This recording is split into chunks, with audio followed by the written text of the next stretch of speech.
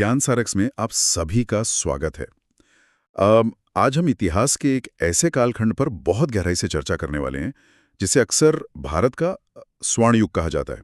हम बात कर रहे हैं गुप्त साम्राज्य की, जो 275 ईस्वी से 550 ईस्वी तक रहा। मतलब जब भी इस युग का जिक्र आता है तो ऐसा लगता है जैसे अचानक से पूरे भारत में ज्ञान और कला की लहर दौड़ गई हो। ये लहर वाकई बहुत असाधारण थी। और यहाँ ये समझना ज़रूरी है कि जब हम किसी काल को स्वर्ण युग कहते हैं तो उसका मतलब सिर्फ ये नहीं होता कि राजाओं ने बहुत ज़मीन जीत ली। गुप्त काल की असल पहचान उसकी कला, साहित्य, विज्ञान और जो तकनीकी प्रगति थी उसमें है। मैक्स मूलर ने तो उसे बाकायदा साहित्य का पुनर्जागरण कहा था। बिल्कुल, और कई इतिहासकारों ने तो इसे प्राचीन रोम के पेरिक्लिस युग के बराबर माना है। हाँ, क्योंकि वो भी अपनी सांस्कृतिक और बौद्धिक उपलब्धियों के लिए जाना जाता था। तो ये तुलना अपने आप में एक बहुत बड़ी बात है। तो चलिए आज साम्राज्य के संस्थापक श्रीगुप्त से लेकर अंतिम शासक विष्णुगुप्त तक की पूरी कहानी समझते हैं। शुरुआत करते हैं 275 ईस्वी से, जब महाराज श्रीगुप्त ने इस वंश की नींव रखी। उन्हें गुप्त वंश का आदि पुरुष भी कहा जाता है और उनका राज बस कौशाम्बी और मगध के कुछ हिस्सों तक सीमित था। देखिए, यहाँ जो बात सबसे ज्यादा ध्यान खींचती है वो है उनकी उपाधि। श्रीगुप्त और उनके बेटे घटोत्कच दोनों ने सिर्फ महाराज की उपाधि ली थी। और उस जमाने में महाराज का मतलब वो नहीं था जो हम आज समझते हैं। बिल्कुल नहीं। उस वक्त ये उपाधि अक्सर सामंत इस्तेमाल करते थे।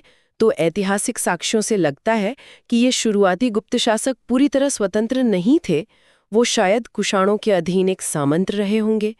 ये काल कोई बड़े साम्राज्य का नहीं, बल्कि एक भविष्य की महाशक्ति के लिए जमीन तैयार करने का काल था। मतलब इसे ऐसा कह सकते हैं कि वो उस समय किसी बड़ी कंपनी में बस एक रीजनल मैनेजर की तरह काम कर रहे थे और खुद की कंपनी खोलने की तैयारी में थे।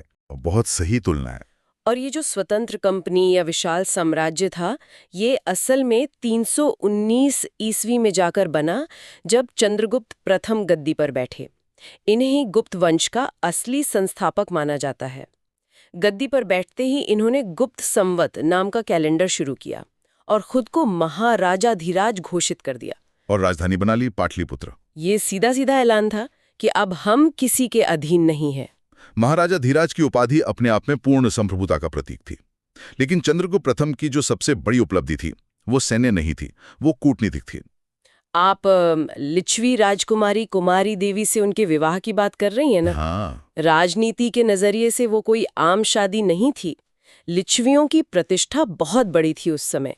इस एक गठबंधन ने रातों रात गुप्तों को एक नए राजघराने से उठाकर सबसे ताकतवर परिवारों की कतार में खड़ा कर दिया। ये तो एक तरह का बहुत बड़ा पॉलिटिकल मर्जर था और इसकी मार्केटिंग भी उन्होंने बड़ी जबरदस्त की।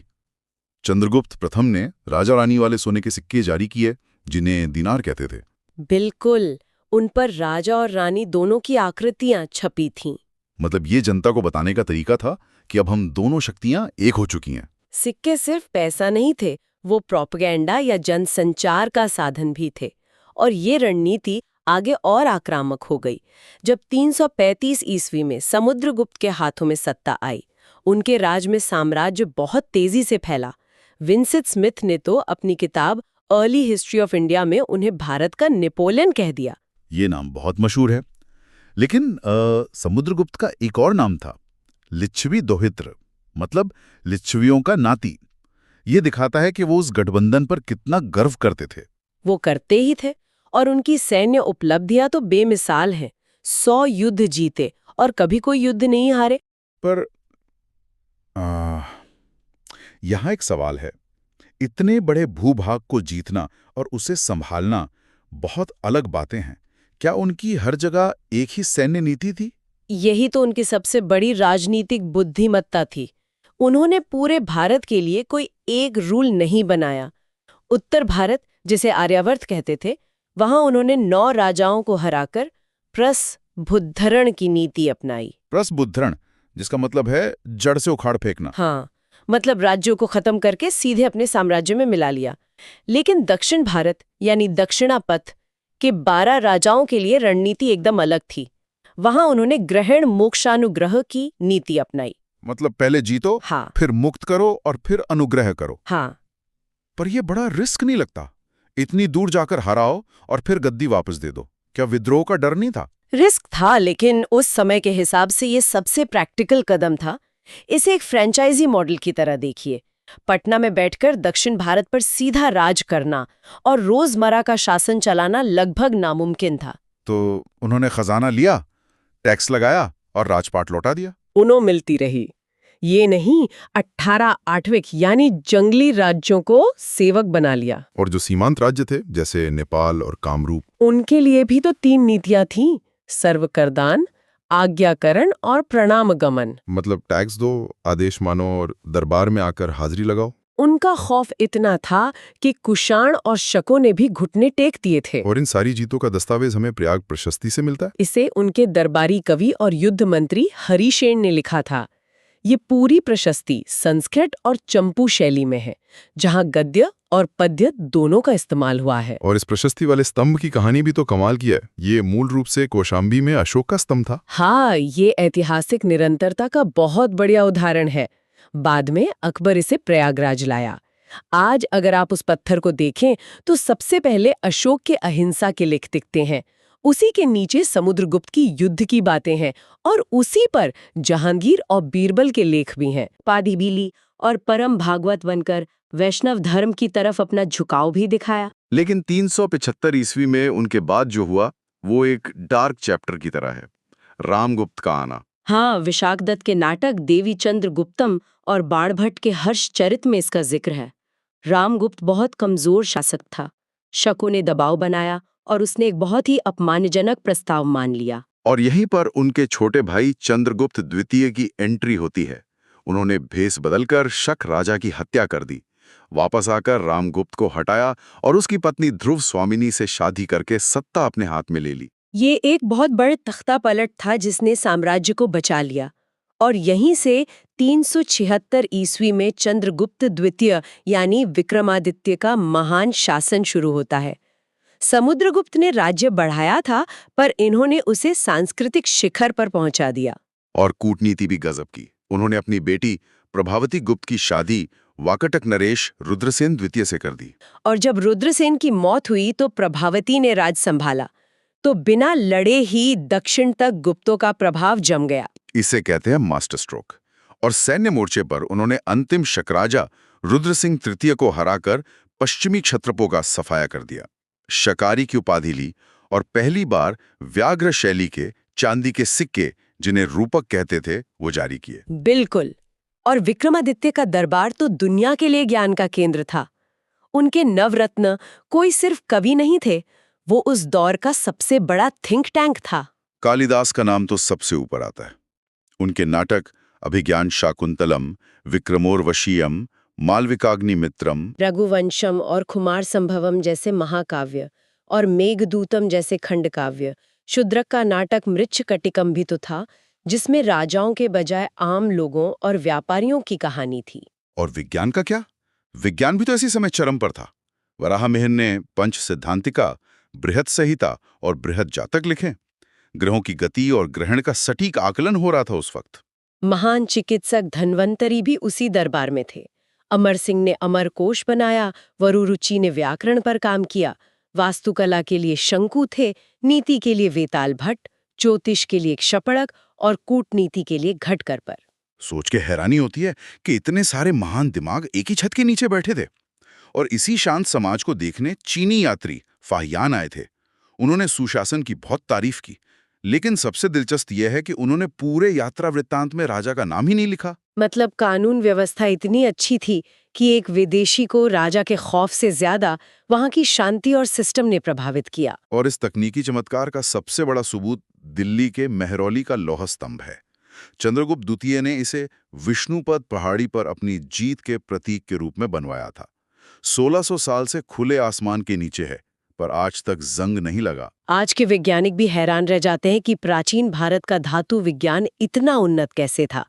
ये विकास आगे भी चला जब 415 ईस्वी में कुमारगुप्त गद्दी पर बैठे। उनका 40 साल का राज शांतिपूर्ण रहा। उन्होंने महेंद्रादित्य की उपाधि ली और मयूर शैली के सिक्के चलाए। लेकिन कुमारगुप्त की सबसे बड़ी देन नालंदा महाविहार है, महायान बौद्ध धर्म का ऑक्सफोर्ड। दुनिया भर से लोग वहां पढ़ने आते थे। इसके अलावा एटा के बिलसड़ अभिलेख से हमें गुप्त वंशावली के बारे में पता चलता है। और मंदसौर प्रशस्ति भी बहुत अहम है, जिसे वत्स भट्टी ने लिखा था। इसमें किसी राजा की नहीं, बल्कि रेशम बुनकरों द्वारा सूर्य मंदिर बनवाने की बात है, और इसमें एक कपड़ा व्यापारी का लेख भी है, जिसे दुनिया का सबसे पहला विज्ञापन माना जाता है। इससे पता चलता है कि व्यापारी वर्ग कितना संपन्न और आजाद था कि वो खुद बड़े मंदिर बनवा रहे थे। लेकिन 455 ईस्वी आते आते इस साम्राज्य पर ग्रहण लगने लगा। स्कंदगुप्त, जिन्हें अंतिम महान शासक कहा जाता है, उन्होंने सत्ता संभाली। उन्होंने क्रमादित्य की उपाधि ली और अयोध्या को राजधानी बनाया। लेकिन गद्दी पर बैठते ही बर्बर हूणों का हमला हो गया, जिन्होंने दुनिया के बड़े बड़े साम्राज्य मिटा दिए थे, पर स्कंदगुप्त ने उन्हें बुरी तरह हरा दिया। गाजीपुर के भीतरी स्तंभ लेख में इस जीत का पूरा विवरण है। अगर स्कंदगुप्त वहां हार जाते तो ये स्वर्ण युग बहुत पहले खत्म हो जाता। वो एक बहुत अच्छे प्रशासक भी थे, और इसका सबूत है गुजरात का जूनागढ़ अभिलेख। इसमें लिखा है कि स्कंदगुप्त के गवर्नर पर्णदत्त के बेटे चक्रपालित ने सुदर्शन झील के टूटे बांध को फिर से बनवाया था। और ये झील तो ऐतिहासिक निरंतरता की एक पूरी कहानी है। चंद्रगुप्त मौर्य ने इसे बनवाया, फिर अशोक ने नहरें निकलवाईं, रुद्रदामन ने मरम्मत की, और फिर स्कंदगुप्त ने इसे बनवाया। सदियों तक जल प्रबंधन का काम चलता रहा। यही एक अच्छे शासन की पहचान है। लेकिन हर चीज का अंत होता है। स्कंदगुप्त के बाद साम्राज्य कमजोर पड़ने लगा। 510 ईस्वी के भानुगुप्त के समय का मध्य प्रदेश का एरण अभिलेख इसका उदाहरण है। हाँ, इसमें सेनापति गोपराज की मृत्यु और उनकी पत्नी के सती होने का जिक्र है, जो भारतीय इतिहास में सती प्रथा का पहला लिखित साक्ष्य है। समाज में बदलाव आ रहे थे और बाहरी हमलों ने साम्राज्य को खोखला कर दिया। और आखिरकार अंतिम शासक विष्णुगुप्त के साथ इस महान स्वर्ण युग का पूरी तरह अंत हो गया। श्रीगुप्त के छोटे से सामंती राज्य से शुरू होकर नवरत्नों के शिखर तक की ये यात्रा सच में कमाल की है। कोई भी इतना बड़ा साम्राज्य सिर्फ एक राजा के भरोसे तो नहीं चल सकता। स्रोतों में गुप्त काल के प्रशासन को लेकर क्या जानकारी मिलती है? यहाँ सबसे दिलचस्प बात यह है कि अगर हम गुप्त प्रशासन की तुलना उनसे पहले के मौर्य प्रशासन से करें, तो एक बिल्कुल विपरीत तस्वीर दिखती है। मौर्यों का शासन बहुत ही केंद्रीकृत था ना? जी, सारी ताकत पाटलिपुत्र में बैठे राजा की मुट्ठी में थी। लेकिन गुप्त काल का प्रशासन विकेंद्रीकृत या डिसेंट्रलाइज्ड था। उन्होंने अपनी ताकत को नीचे के स्तर तक बांटना बेहतर समझा। लेकिन राजा की अपनी स्थिति तो बहुत सर्वोच्च थी। दस्तावेजों में दैवीय राजत्व या डिवाइन किंगशिप का जिक्र मिलता है। राजा खुद को देवताओं के समान दिखाने के लिए परम भट्टारक जैसी उपाधियां लेते थे। राजा का रुतबा ईश्वर के समान ही था, लेकिन शासन चलाने का तरीका अलग था। इसी विकेंद्रीकरण के कारण भारत में सामंतवाद के उदय की एक मजबूत नींव पड़ी। मतलब?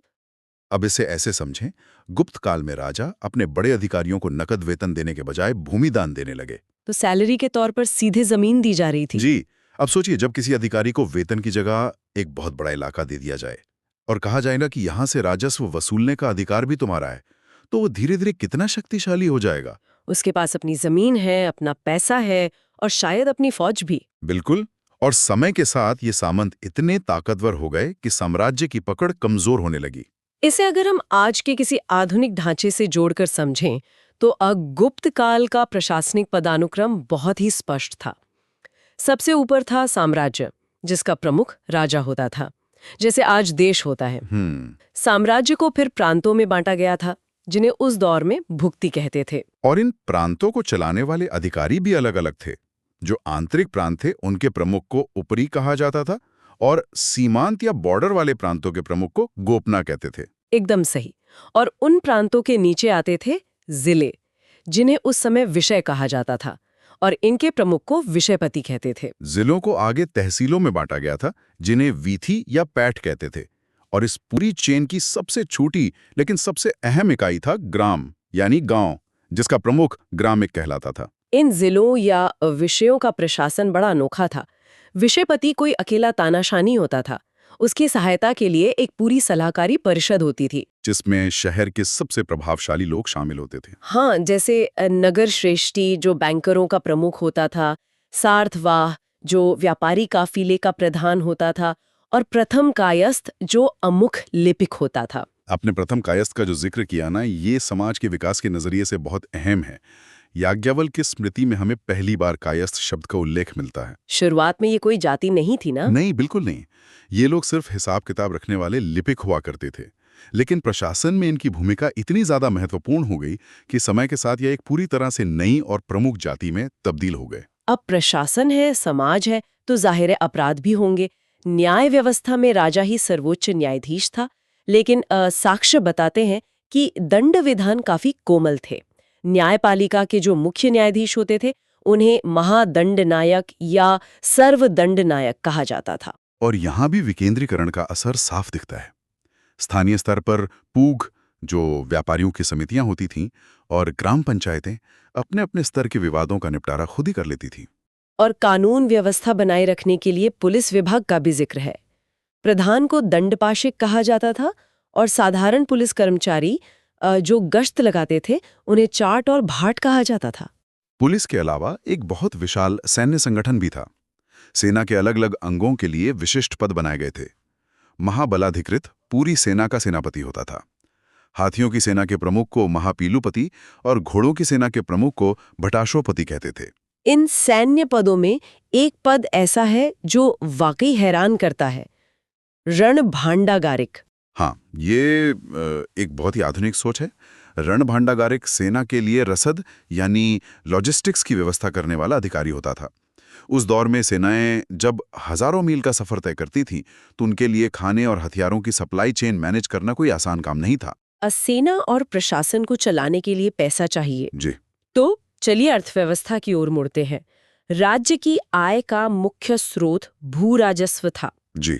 इस टैक्स को भाग कहा जाता था, जो कुल उपज का 16 से लेकर चौथाई हिस्से तक होता था, और इसे वसूलने वाला अधिकारी ध्रुवाधिकरण कहलाता था। भू राजस्व तो एक सीला टैक्स था, लेकिन अर्थव्यवस्था का एक और पहलू है जो थोड़ा बेचैन करने वाला है। वो है विष्टि की अवधारणा। विष्टि? जी, ये एक प्रकार का बेगार या फोर्स्ड लेबर था। आम लोगों को बिना वेतन के शारीरिक श्रम करने के लिए मजबूर किया जाता था। जैसे कोई सड़क बन रही है तो नागरिक को आकर मुफ्त में काम करना होगा, और इसे भी एक प्रकार का कर ही मान लिया गया था। ये वाकई सोचने वाली बात है। इसके अलावा भूमि दान की प्रथा भी बहुत थी। साक्ष्यों में 2 प्रमुख प्रकार के भूमि दानों का जिक्र आता है, अग्रहार और ब्रह्मदेय। अग्रहार वो करमुक्त भूमि थे जो मंदिरों या ब्राह्मणों को शैक्षिक और धार्मिक उद्देश्यों के लिए दी जाती थी, जबकि ब्रह्मदेय ब्राह्मणों के निजी भरण पोषण के लिए दी जाती थी। और इन जमीनों का रिकॉर्ड रखने के लिए एक विशेष अधिकारी नियुक्त किया गया था, जिसे महाअक्षपटलिक कहा जाता था। अमरकोश में भूमि का वर्गीकरण भी बहुत वैज्ञानिक ढंग से किया गया है। 4 मुख्य प्रकार: क्षेत्र जो उपजाऊ है, खिल जो बंजर है, वास्तु जो निवास योग्य है, और अपहत जो पूरी तरह से जंगली भूमि है। जमीन को मापने के लिए भी इकाइयां तय थीं। धातु की छड़ को नल कहते थे, बड़ी जमीनों को मापने की इकाई पाटक थी, और छोटी माप के लिए अंगुल का प्रयोग होता था। तो इस सब का असल मतलब क्या है? सब कुछ बहुत सुव्यवस्थित लगता है, लेकिन फिर हमारे स्रोत एक बहुत बड़े विरोधाभास की ओर इशारा करते हैं। नगरों का पतन। बिल्कुल, इसी स्वर्ण युग में पाटलिपुत्र और मथुरा जैसे महान नगरों का पतन होने लगा। ऐसा क्यों हुआ? उसके मुख्य रूप से 2 बड़े कारण थे। पहला कारण भारत से बाहर का था। उसी समय यूरोप में रोमन साम्राज्य का पतन हो रहा था। रोमनों के साथ भारत का व्यापार ठप हो गया। इसी वजह से अरिकामेडु जैसे बड़े केंद्रों का पतन हुआ। और दूसरा कारण हूणों का आक्रमण। जी, इन हमलों ने व्यापारियों में असुरक्षा का माहौल बना दिया। और इसके साक्ष्य हमें सिक्कों में साफ दिखाई देते हैं। बाद के गुप्तकालीन सिक्कों में बहुत मिलावट देखने को मिलती है। फाहियान ने भी अपने विवरण में लिखा है कि कभी जगमगाने वाले इन नगरों की अवस्था कितनी खराब हो गई थी। अर्थव्यवस्था भले ही ढलान पर थी, लेकिन इसी दौर में धर्म, कला और वास्तुकला एक नई ऊंचाई छू रहे थे। गुप्त शासक मुख्य रूप से वैष्णव धर्म के अनुयायी थे। उनका राज चिन्ह गरुड़ था और वराह अवतार बहुत लोकप्रिय था। लेकिन वे धार्मिक रूप से कट्टर नहीं थे। शैव और बौद्ध धर्म के प्रति पूरी सहिष्णुता देखने को मिलती है। और इसी काल में त्रिमूर्ति की अवधारणा का विकास हुआ, ब्रह्मा, विष्णु और महेश। और इसी ने वास्तुकला को नया जन्म दिया। गुप्त काल को ही भारत में वास्तविक रूप से मंदिर निर्माण की शुरुआत माना जाता है। नागर और पंचायतन शैली। पंचायतन शैली का सबसे बेहतरीन उदाहरण है देवगढ़ का दशावतार मंदिर। और मध्य प्रदेश में तिगवान मंदिर और नचना कुठार का पार्वती मंदिर भी। वास्तुकला में एक तकनीकी बदलाव भी आया। पत्थरों की जगह छोटी पकी हुई ईंटों का उपयोग शुरू हुआ। कानपुर का भीतरगांग का मंदिर इसका एक प्रमुख उदाहरण है।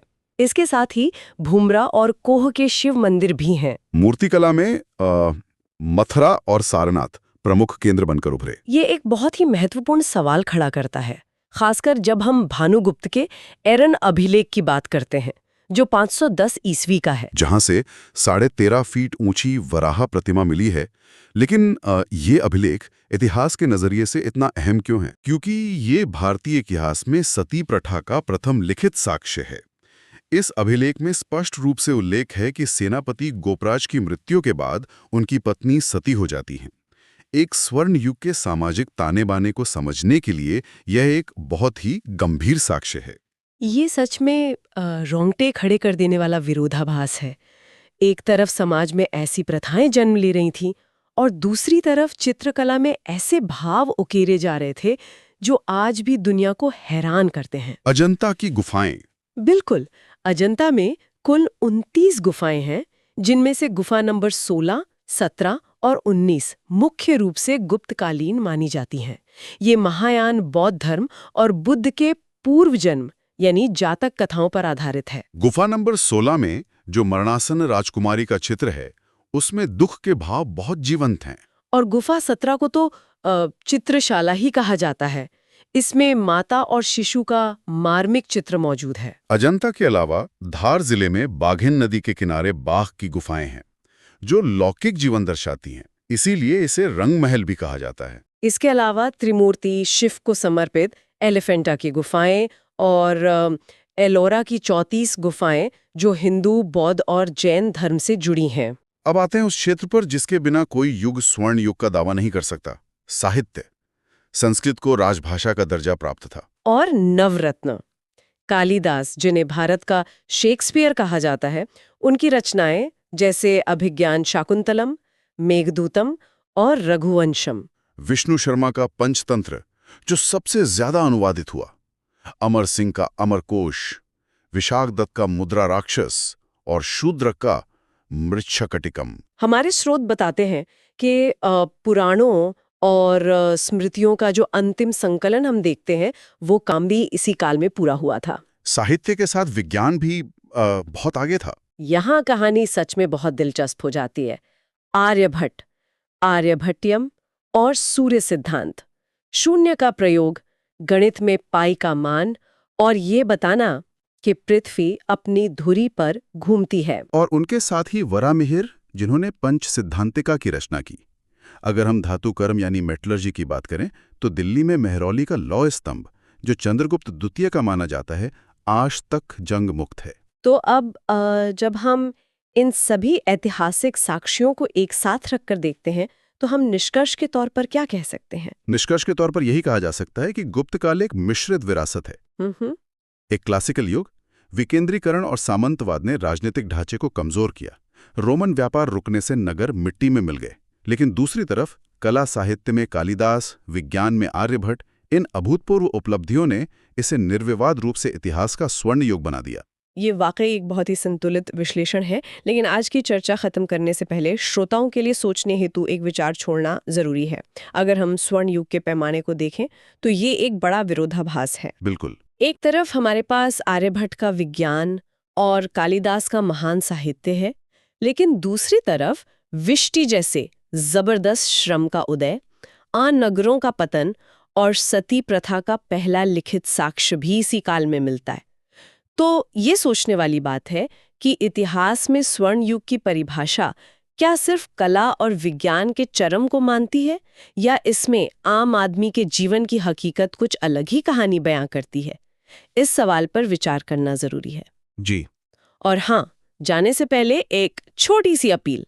अगर श्रोताओं को हमारे श्रोतों का ये विस्तृत विश्लेषण और ये जानकारी पसंद आई हो तो कृपया इस चैनल को लाइक करें, इसे सब्सक्राइब करें और अपने दोस्तों के साथ शेयर करना बिल्कुल ना भूलें। आज की हमारी ये गहन चर्चा यहीं समाप्त होती है।